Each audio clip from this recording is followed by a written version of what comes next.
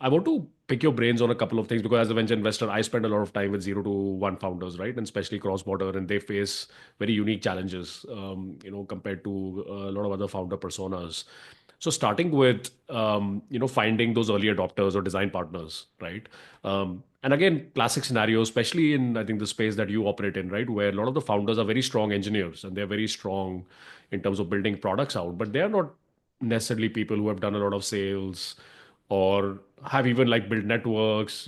Being outgoing or creating social media content is not something that comes naturally to a lot of these people, right? What are some of the things you have seen work well in terms of really finding those early design partners, especially as a engineering persona founder? Yeah, that's a very classic problem. I personally went through that whole trap myself as a builder's trap, right?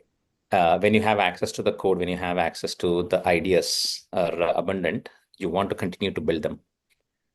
And we easily see that, like, once I build this next feature, I'm going to hit 1 million customers.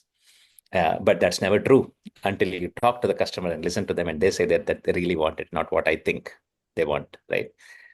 So one of the thing I forced myself this time as a founder, once I got the basic MVP, very, very basic MVP, I forced myself and deleted the IDE on my computer, first of all. I only had access to my SQL queries so that I can pull the data, but I don't want to write any code. Now I'm coming back to writing code. That's a different story now, right? Because I want to make sure I'm like, no, I stop coding so that I do something that I cannot delegate. And the first customer that we got uh, for more than $50,000 deal, we had hardly 4 screens, only 4 screens. And we really showed them what we have. And there was a lot of work for the man behind the curtain.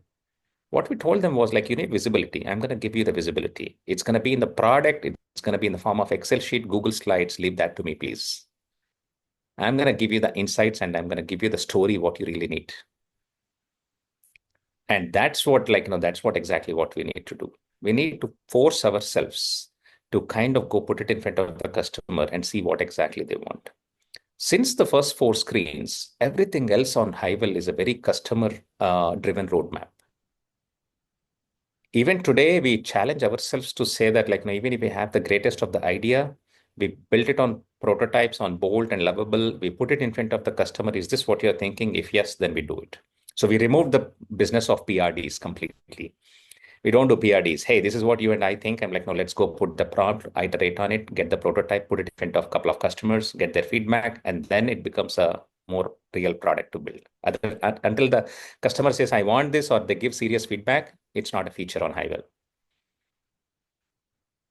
And kind of just peeling the onion a little bit more on that, right? I think you went more, I would say, mid-market-ish, even large enterprise, right, route.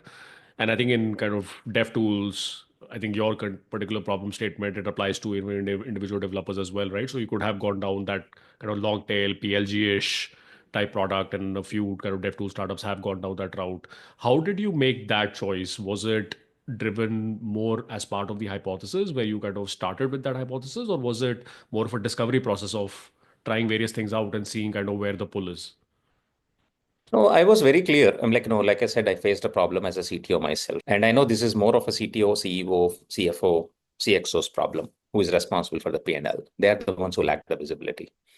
Developers do have it, but the CTO's problem, if you have 100 developers, the pain of a CTO is like 100x, right? So I went to the person, I'm like on the top-down approach, because the pain is very intense there. And they have the decision makers. Whereas the economic buyers, decision makers, while your developers, management are the power users of Hivel, they are the ones they wanted to, it has to come top down. That's what led me to go there. Some of the mistakes I've done is I went to very small companies in the beginning. While yes, I went to mid-market and enterprises, I thought like everybody who has developers needs these things. Yes, and I talked to the CTOs. They said, yes, we have this problem. What I missed in the early days, again, I come from a CTO background. I'm not a sales guy to understand this whole patterns of band and medic and all of those things. Um, I did not realize what is the intensity of the problem. Everybody had a problem, but I did not know how intense or how is it like your number one problem versus number 10 problem. That I did not understand. Wasted some time there. Worked with very small companies with like 20 engineers, 25 engineers, chasing them. Hey, you said you have a problem. Let's try this. And like, no, they never converted, or if they converted, they churned very quickly. During that conversation, I realized it's a problem once you cross number of 50 engineers or something. Even below 50, you would still have the problem, but after 50, the pain is very intense. For the first 15, 20, 30 engineers, you know a lot of people, you know what everybody's working on, and that's not the most bigger problem. The moment you cross 30, 50, then you keep hiring people whom you don't even speak to for hiring time. You're trusting on next level managers, not yourself. All of those things, and you're kind of the visibility gets very blurry. So that's how we realized mid-market enterprise customers are like our key, and we started to see good success there.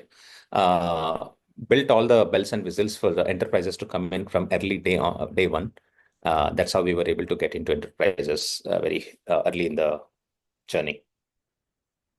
In that one answer, you have captured so many concepts that I think all early stage founders need to really execute on, right? I think one is the value of focus and very, very sharply identifying your ICP. And how does one do that, which is kind of really going where the most intense pain points are. In fact, I just, yesterday released a podcast with Shantanu Gangal. He's in the fintech software space. He's the founder of Prodigal. And he mentioned something very interesting where he works with very large BFSI companies in the US. And he said, there are so many problems that I can solve. But there's no point if I'm kind of anchoring on problem number 5 in the stack ranking, right? If I'm excited about it, but the idea is to go after the problem number 1, right?